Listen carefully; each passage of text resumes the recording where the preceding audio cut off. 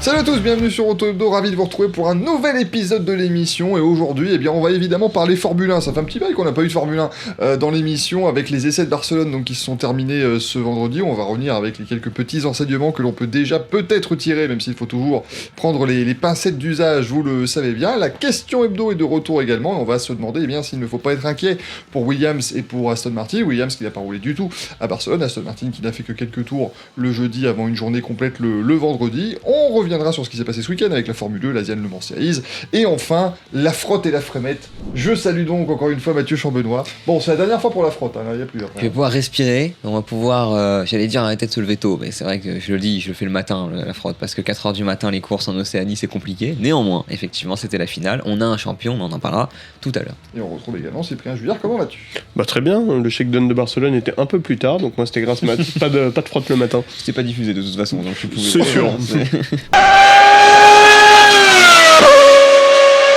Et ces essais de Barcelone, ils seront à retrouver en une d'Auto Hebdo, justement, disponible à partir de ce lundi 20h en version numérique et mercredi, comme toujours, en kiosque, avec Mercedes, qui a quand même fait forte impression, Cyprien, sur ses premiers essais de 2026. Oui, parce que cette semaine, l'important, c'était pas vraiment la performance. On a vu des chronos qui sont très anecdotiques.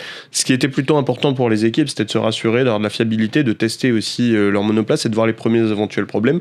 Et Mercedes, c'est une équipe qui a rencontré quasiment aucun problème. Donc ça, c'est très satisfaisant pour eux. 500 tours au compteur, le plus haut total de la semaine. Ils ont décidé de rouler lundi, de rouler mercredi et de rerouler jeudi. Tout s'est bien passé. Bon, la première journée, avec des conditions climatiques, était un peu difficile. Il avait plu, le circuit était humide, mais donc ils ont fait un peu moins de tours. Et puis les deux autres journées, ça a roulé à plein régime, plus de 100 tours à chaque fois. Donc non, très satisfaisant pour Mercedes. Ça veut pas dire non plus, encore une fois, il faut vraiment pondérer ses résultats, tempérer l'ardeur autour de Mercedes. Ça veut pas dire qu'ils vont dominer la saison. Peut-être, mais en tout cas, ça n'augure en rien ça, mais c'est déjà un très très bon premier point pour eux. On rappelle, parce que tu disais qu'ils ont roulé 3 jours, on rappelle qu'ils avaient donc 5 jours de disponibles, du lundi au vendredi, mais qu'ils ne devaient rouler que 3 jours chacun. Chaque équipe devait choisir 3 jours sur lesquels elle roulait. Effectivement, alors, Mercedes va pas dominer la saison, voilà, bien sûr, parce que Mathieu, en attendant, c'est Lewis Hamilton qui a fait le meilleur temps absolu. Pour l'instant, le meilleur temps absolu est pour lui. Alors, effectivement, ils sont 4 à avoir fait des temps intéressants. On a Lewis Hamilton, on a George Russell, on a Lando Norris et Charles Leclerc, qui étaient vraiment dans un mouchoir de poche. Il faut aussi préciser que ça ne prévaut en rien, comme dit très justement Cyprien, parce que même au niveau des temps, il roulait 4 à 5 secondes moins vite que la pole de l'an passé, par exemple, si on compare. Donc ça reste encore très différent. On ne sait pas où va se situer cette génération, d'ailleurs. Oui, on rappelle qu'elle est censée être plus lente, déjà. Voilà, mais effectivement, il roulait quand même beaucoup moins vite que la pole de l'an passé, donc, à mon avis, on est encore dans cette phase d'essai où on n'est pas totalement à 100%. Tu parles du nombre de tours aussi qui ont été effectués. Ferrari est la deuxième écurie qu'on a effectué le plus, 437 tours décomptés. Alors, encore une fois, ce sont des estimations, parce que les diffusions n'étaient pas parfaites, en tout cas, n'étaient pas télévisuelles. Mais plus surprenant, c'est As par exemple qui a fait la 3e performance en termes de nombre de tours. Donc il y a eu des belles choses aussi, ça montre aussi qu'en termes de fiabilité, c'est vraiment ça qui est travaillé. Oui, Lewis Hamilton qui est premier, c'est, je trouve, pas étonnant. Il a eu aussi un discours assez intéressant quant au fait qu'il se sentait plus à l'aise et que la voiture était amusante à conduire.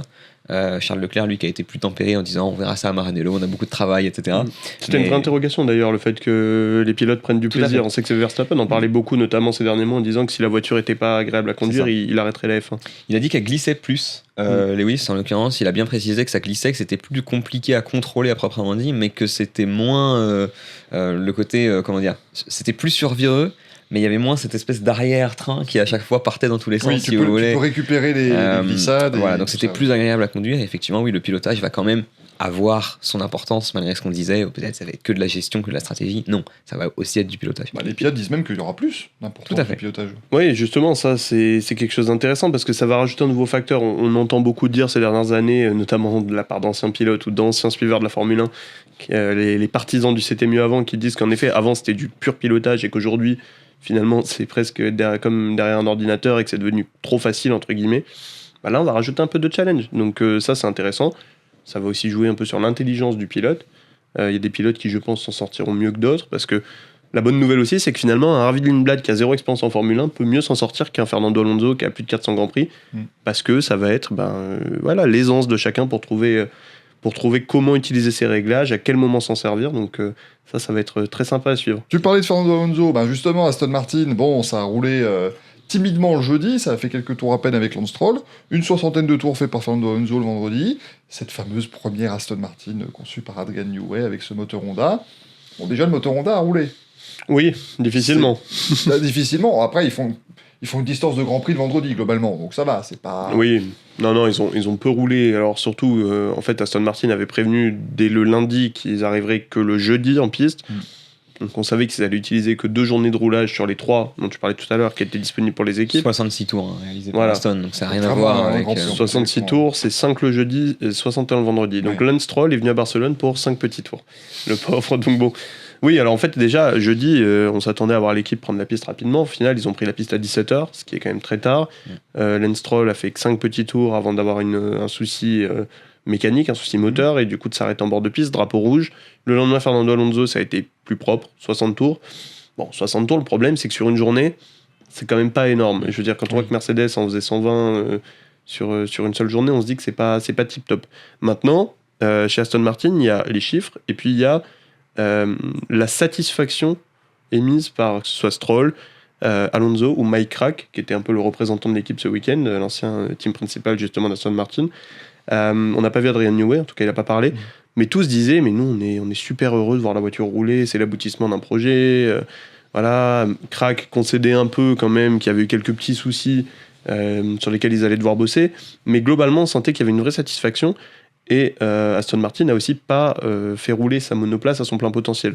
C'est-à-dire qu'ils sont concentrés, enfin je veux dire, mais même pas comme les autres. C'est-à-dire qu'en termes de vitesse de pointe, elle était bridée par exemple. Donc c'était vraiment, l'objectif était vraiment de tester la fiabilité, de tester 2-3 petites choses, mais je pense que leur plan initial, c'était vraiment de se concentrer sur Bahreïn, et à Bahreïn, on en verra beaucoup plus. Ah oui, c'est sûr. Je me permets aussi de souligner que sur l'Aston Martin, au-delà du nombre de tours et du peu qu'on a pu voir, est-ce que vous avez vu... si je puis dire, la shape de la voiture, elle était quand même très très très différente de toutes les autres. Il y avait beaucoup d'éléments aérodynamiques. Je pense que Adrian Newey a tout testé. Toutes les idées qu'il avait, il les a mises sur la voiture. Je vous invite aussi à regarder les entrées d'air justement sur les pontons qui sont minuscules par rapport à toutes les autres écuries. Donc il a vraiment fait des choix radicaux. Est-ce que ce sera des choix définitifs? On verra. Mais en tout cas, c'est vrai que c'était une mouture qui n'avait vraiment rien à voir avec toutes les autres voitures. De toute façon, ce qui va être intéressant entre Barcelone et Bahreïn, c'est de comparer aussi à quoi vont ressembler toutes les monoplaces. Je pense que la Aston Martin fait partie de celles qui évolueront le plus parce que, comme tu l'as dit, il y avait énormément de choses dessus et des choses qui ne sont peut-être pas faites pour aller ensemble, mais qui étaient faites pour être testées. Donc ça va être très intéressant de voir. Et puis d'ici là, elle aura aussi une livrée. Parce que là, elle était toute noire. Oui, elle était toute noire, avec un petit logo Aston Martin sur les côtés du museau. Il n'y avait pas grand-chose de plus. L'Aston qui est arrivé mercredi soir en plus au circuit de Barcelone. Donc franchement, voilà, ils ont eu toute la journée de jeudi pour mettre les systèmes en place et tout. Et puis effectivement faire ses premiers tours. Ça reste mieux que ceux dont on parlera dans quelques instants dans la question hebdo, à savoir Williams qui n'était même pas présent. Donc j'espère au moins qu'Alex Albon et Carlos Sainz n'ont pas fait de déplacement, parce que là sinon pour le coup se déplacer pour ne faire aucun tour, ça aurait été embêtant. McLaren aussi, les champions du monde en titre, eux ils ont pris la piste un petit peu plus tard que tout le monde le mercredi pour la première fois.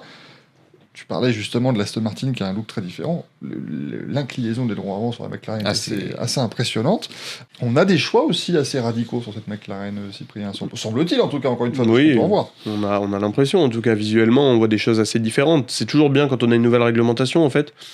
On est souvent un peu dans le flou avant de voir les voitures en se disant, bon, est-ce que tout le monde va partir dans la même direction parce que le règlement est très finalement étroit et laisse peu de place à l'imagination, et là on est content de voir qu'on a un règlement qui permet quand même vraiment de différencier les monoplaces au premier coup d'œil.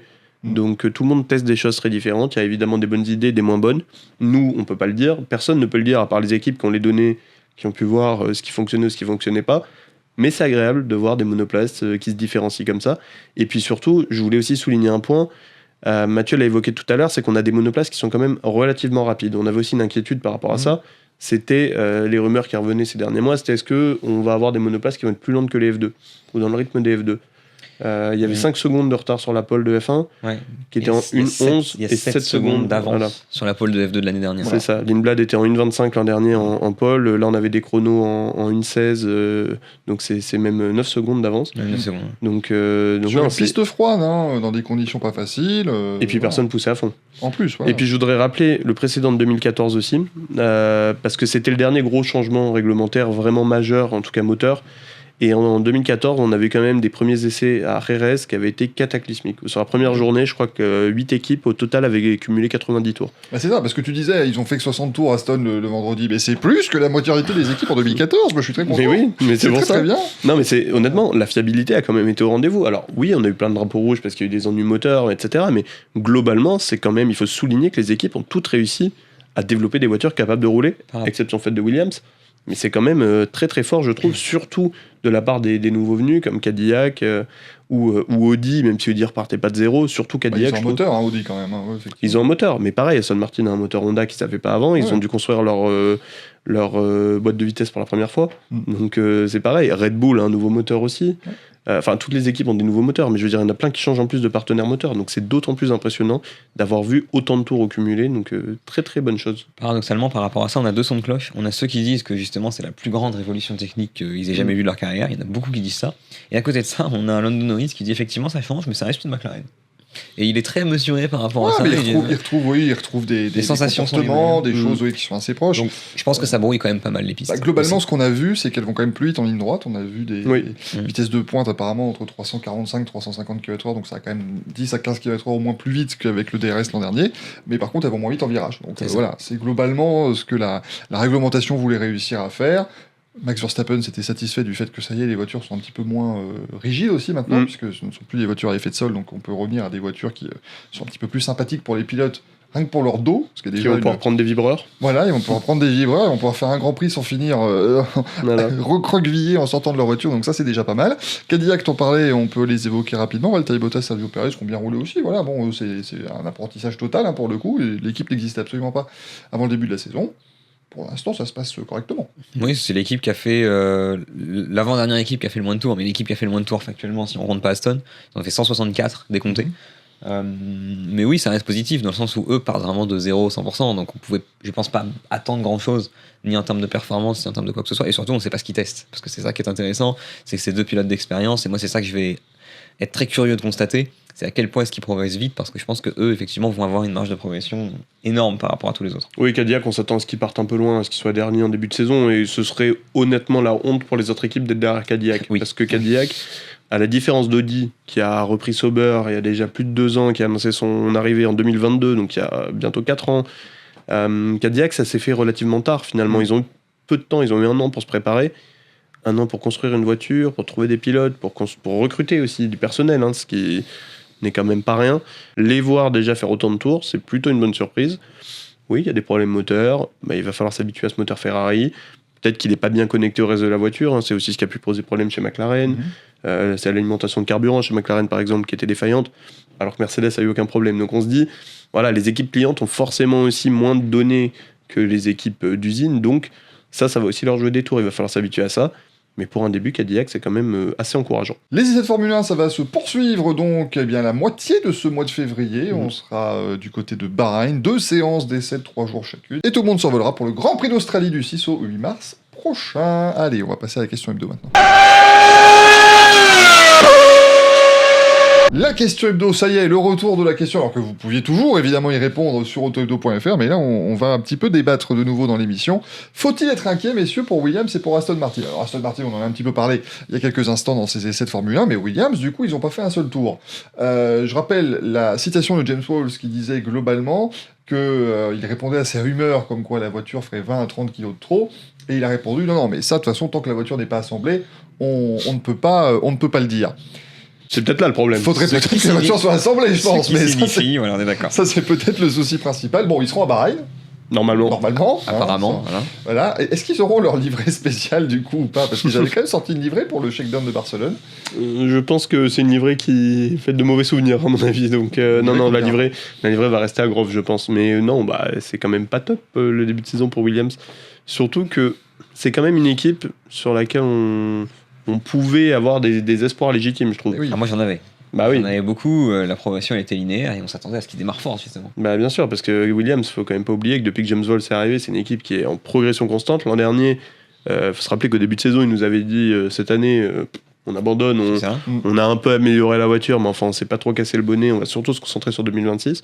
Ils font 5e avec 2 podiums, donc on se dit ok, donc si là vous vous êtes pas trop cassé la tête, et en plus vous êtes concentré sur 2026, on est en droit d'avoir des attentes élevées. Ouais. Non, mais c'est ça qui est étonnant. Et puis, James Bond, ça fait 3 ans qu'il nous dit non, mais voilà, faites vos erreurs, allez-y, machin, et on nettoie tout pour que tout soit au cordeau en 2026. Et il rate la première séance d'essai, donc c'est quand même. Et encore une fois, à la rigueur, on aurait eu 4 équipes qui louperaient les essais machin, on aurait pu, Bien pu sûr. dire voilà, bon, c'est un nouveau règlement. Là, c'est les seuls à ne pas venir du tout. Même Aston Martin a réussi à envoyer la voiture en catastrophe pour le jeudi matin. Enfin, Oui, parce Ah, qu'il y même avait, Cadillac, il y avait des même rumeurs. Cadillac a fait les 5 enfin, était Ouais. là dès le premier jour. Il y avait des rumeurs comme quoi plusieurs équipes pouvaient ne pas être là. Donc je pense que ça ciblait effectivement Aston, Williams et peut-être McLaren qui a apparemment hésité un petit peu à se présenter Ouais. parce qu'eux ils avaient la voiture définitive qui était prête avec quelques améliorations, contrairement par exemple à Ferrari qui va présenter une mouture vraiment différente.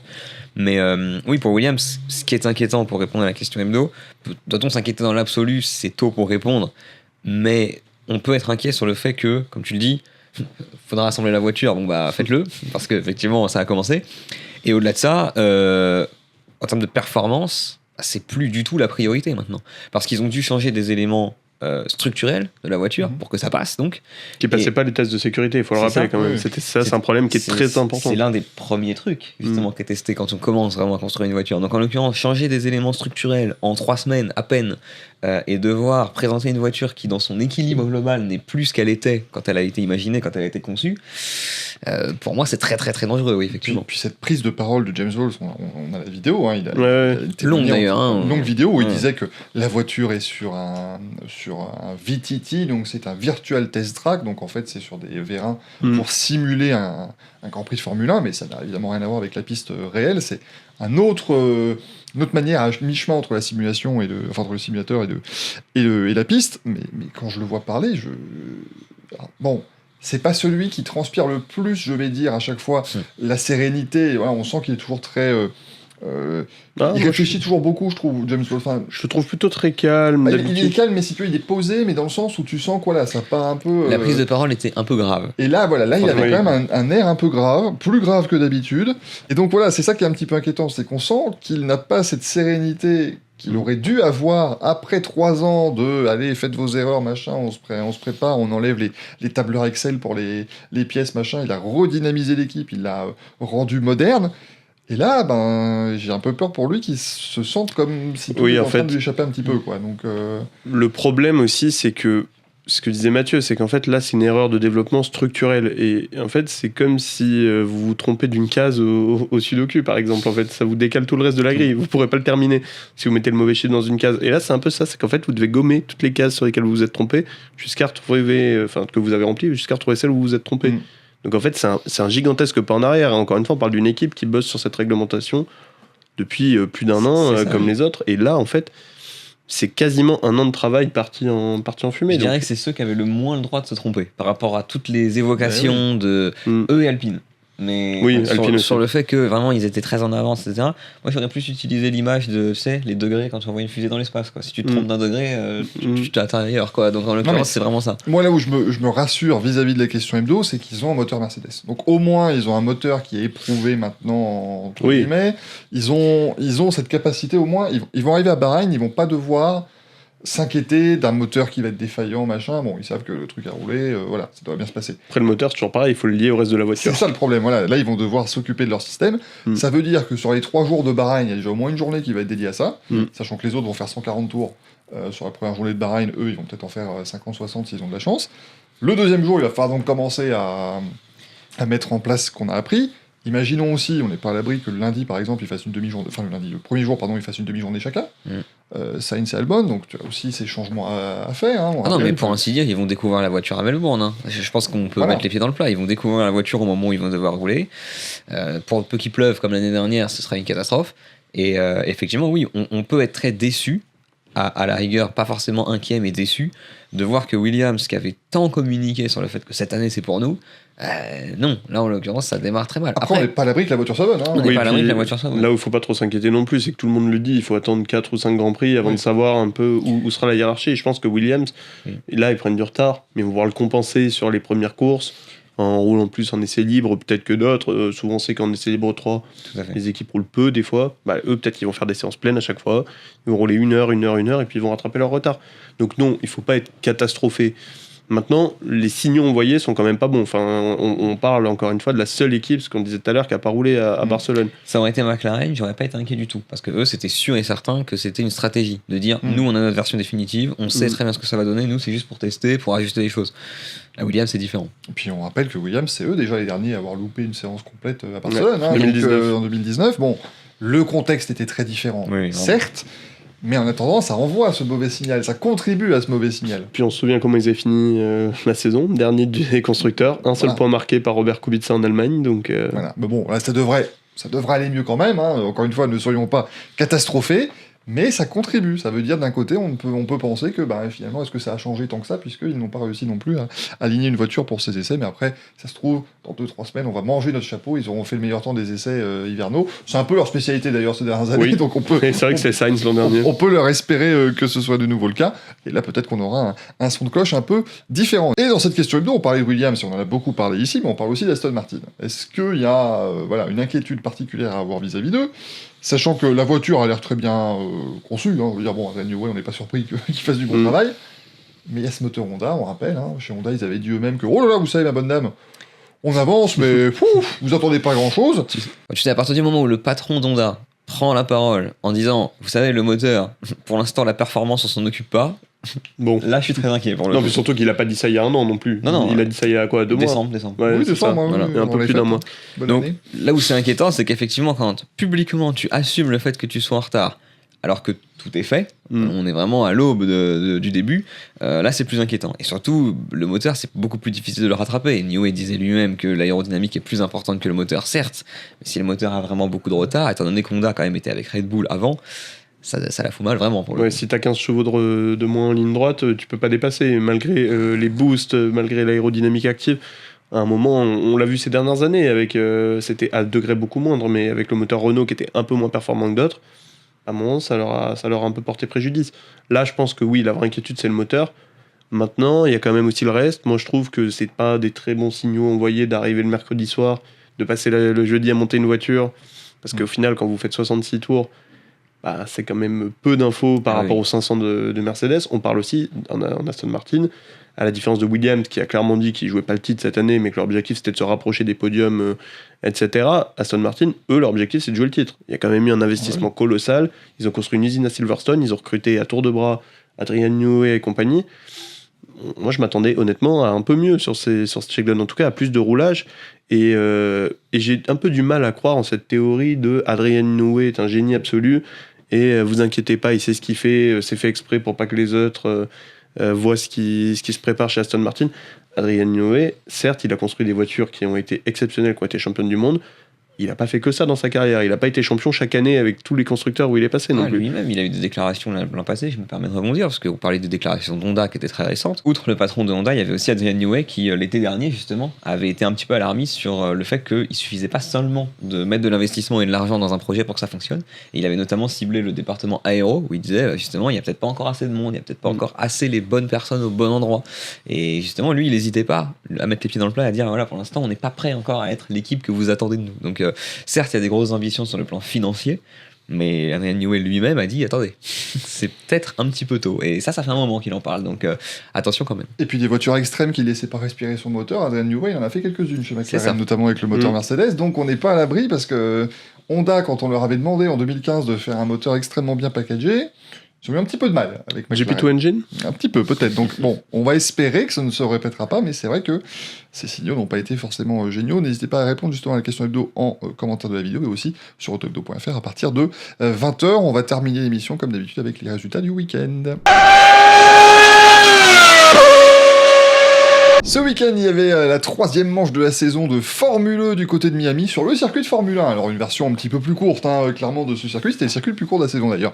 À Miami, victoire de Mitch Evans avec sa Jaguar. Ça y est, Jaguar qui commence sa saison pour de bon maintenant avec cette victoire de Mitch Evans devant les deux Porsche, celle de Nico Müller qui était parti en pole position et celle de Pascal Wehrlein au championnat. Eh bien, c'est toujours Nick Cassidy qui est en tête avec sa Citroën, mais il n'a pas marqué de points ce week-end, le néo-zélandais, parce que Citroën, ils ont eu un petit peu de mal en course sur piste changeante. On avait également l'Asian Le Mans Series ce week-end week-end à Dubaï avec 2 manches, 2 fois de 4 heures, hein, comme on le fait habituellement en Asian Le Mans Series. 2 victoires de la numéro 4 de chez Crossstrike Racing by APR, Louis Delétraz, Malte Jacobsen et George Kurtz. Et ce qui est très important, c'est que maintenant les 2 voitures qui ont gagné des courses, c'est-à-dire la Settila Racing qui avait gagné les 2 courses à Sepang et la Crossstrike qui a gagné les 2 courses de Dubaï, sont ex-aequo au championnat, puisque la Settila avait terminé 3ème de la course de dimanche, mais ils ont été pénalisés de 10 secondes après l'arrivée pour un problème de système de carburant, c'est-à-dire qu'après la course, ils ont fait un test pour voir s'ils pouvaient, en combien de temps on remplissait le carburant dans la voiture. On remplissait la voiture en entier en 39 secondes 5. C'est très Dommage, fort. il faut 40 secondes minimum. Ah oui, ça c'est. Ça se joue à pas grand-chose des fois. Puis surtout, ils ont décidé tout de suite en plus, c'est ça qui était bien. Voilà, ils ont dit, ça s'est pas fait 5 heures après. De toute façon, il faut le temps quand même, hein, il fallait qu'ils fassent les 2 tests, machin, donc voilà, ça a été malheureux pour l'équipe de Antonio Foucault, Charles Bilesi et Roberto Lacorte, et donc les 2 arrivent ex-aequo à Abu Dhabi ce week-end pour la finale du championnat. On rappelle qu'il y a quand même une invitation aux 24 heures du Mans qui est en jeu pour le champion de l'Asian Le Mans Series. Ce serait marrant que ce soit pour Malte Jacobsen. Non, alors l'avantage c'est que ce sera la voiture, mais pas parce que sinon... Je sais, non mais Malte Jacobsen, ce qui est bien, c'est quand même qu'il gagne 2 fois en une semaine. Il a gagné Daytona dans sa catégorie. Tout à fait. Mais tu vois, tu dis ce serait bien aussi pour Antonio Foucault et Charles Bilesi d'avoir une invitation aux 24 heures du Mans. Oui, c'est vrai que bon, ça leur serait utile, je pense. Je pense que là, on rappelle évidemment, c'est pour la voiture. Roberto Lacorte aimerait beaucoup justement pouvoir venir au Mans avec Settila. Peut-être que Crossstrike, by Algarve Pro Racing pour être précis, auront une nouvelle invitation. Algarve Pro Racing qui a juste mis les 3 voitures sur le podium, hein, du coup. Et d'ailleurs, si la voiture venait à aller au Mans, peut-être que Sami Meghetounif, notre pilote français qui était en Formule 1 l'an dernier, qui a fait 3ème justement de la 2e course, pourrait aller au Mans, on sait jamais. C'est pas impossible, On peut rêver. On verra ce que ça donnera. En tout cas, c'est sûr que ce ne sera pas Louis Delétraz et Malte Jacobsen qui l'accompagneront, parce que Jacobsen a déjà un rôle chez Peugeot, et Delétraz surtout certainement chez Spike, chez AO by TF, qui l'a mené à la victoire l'an dernier en LMP2 Pro-Am. Bon, cher Mathieu, il y avait de la monoplace encore ce week-end. Exactement, je vais vous emmener en Nouvelle-Zélande pour la dernière fois cet hiver. Oh, ça m'embête. Eh oui. Ouais, mais on voyage quand même avec Mathieu, on peut le dire. Oui, Nous étions à Highlands cette semaine, si vous voulez tout savoir, messieurs, et on a eu un champion, Hugo Choukou, qui était leader du championnat, qui a gagné justement le titre devant Freddy Slater. Bon, il y avait peu de suspense dans la mesure où dès la course 2, il l'a emporté, donc effectivement il avait un petit peu assis sa domination dès le début du week-end. Il a eu à gérer les points ensuite. Pour la petite anecdote, il s'était fait disqualifier des autres qualifications. Il partait donc 14e des 2 dernières courses. Slater n'en a pas profité. Donc Hugo Choukou, effectivement, c'est son 2e titre. Il avait gagné Macao en Formule régionale en 2024. Là, il gagne justement en Formule régionale Océanie. Bon, maintenant, l'objectif pour lui, ça va être de gagner sur une saison régulière, si j'ose dire, hein, parce que c'est vrai que c'est toujours des one-shots un petit peu en hiver. L'année prochaine, il sera avec Campos en Formule 3, donc ce sera certainement l'occasion pour lui de jouer devant. Slater, justement, lui qui termine 2e du championnat, donc c'était déjà le cas l'an passé en Fremec, en Formule régionale Middle East, il avait terminé 2e derrière Evan Gilter, le français justement. Et puis, dans la foulée, il avait gagné l'Africa, donc on verra comment ça se passe pour lui. Mais justement, en F3, il sera quand même, malgré tout, attendu parmi les favoris. Et puis, Rovanperä, je vous fais un point à chaque fois, là, je vais pas pouvoir. Oui, assez compliqué malheureusement. Il a été annoncé forfait pour la première course, puis forfait pour la 2e, puis forfait pour la 3e. Bon, vous avez compris, en fait, il a pas roulé du week-end. Il était malade, Kalle Rovanperä, visiblement, pour le dernier week-end. Donc, malheureusement, pas de top 10 pour lui. S'il avait roulé, je pense qu'il l'aurait fait quasi certain. En tout cas, au classement général, c'était fait. Mais malheureusement, voilà, il termine cette aventure un petit peu moins bien que ce qu'on aurait imaginé. J'espère pour lui que c'est pas un retour de son syndrome qu'il avait eu lors de son test de Super Formula. C'est ce que j'allais dire, j'espère aussi, parce que sinon ça peut commencer à devenir un petit peu compliqué. Bon, après il y a quand même beaucoup de temps, hein. La saison de Super Formula commence seulement en avril, donc on a le temps de voir venir. Mais en tout cas, voilà ce qui s'est passé. Donc c'est vrai que c'était un week-end qui était un petit peu plus calme, même beaucoup plus calme que les pluies torrentielles qu'on avait eu le week-end d'avant. Mais en tout cas, c'était un championnat intéressant. On a vu plusieurs pilotes de Formule 3 tirer leur épingle du jeu. On s'attendait pas forcément. On a vu les favoris qui étaient quand même au rendez-vous, évidemment Slater, Hugo Choukou, qui valide le fait que cette saison en F3, on aura facilement 4, 5, voire peut-être même 6 pilotes qui seront en capacité de jouer le titre. Donc ça c'est cool.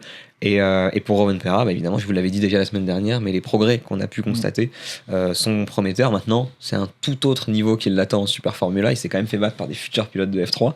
Donc on attend de voir évidemment ce que ça donnera sur la saison complète. Et au Moyen-Orient, du coup, Mathieu, il y avait aussi des courses ce week-end en Fremet. Alors au Moyen-Orient, on a eu des vainqueurs différents, encore une fois. Moi, mon rôle, c'est de vous faire découvrir des pilotes, donc on va continuer.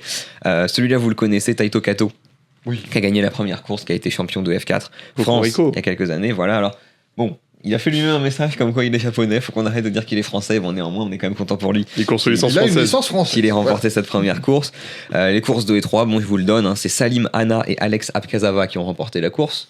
Merci à vous. À noter quand même la P7 de Jules Roussel lors de la course 3. C'est son meilleur résultat de la saison en Frémette. Il continue de progresser, le Français.